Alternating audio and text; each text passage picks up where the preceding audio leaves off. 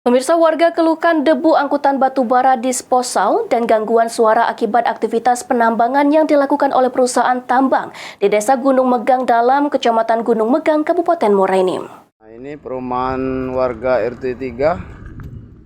Warga keluhkan debu angkutan batubara disposal dan gangguan suara akibat aktivitas penambangan yang dilakukan oleh perusahaan tambang di Desa Gunung Megang Dalam, Kecamatan Gunung Megang, Kabupaten Muara Enim.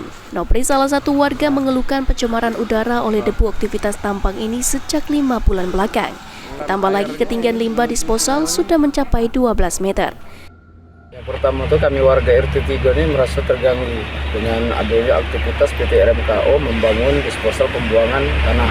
Kan ya kalau permintaan kami selaku warga RT 3 Dusun 7 Gunung Megang Dalam, pemerintah stop total pembangunan disposal tersebut. Semenjak dari pembangunan disposal ya berjalan kurang lebih 5 bulan.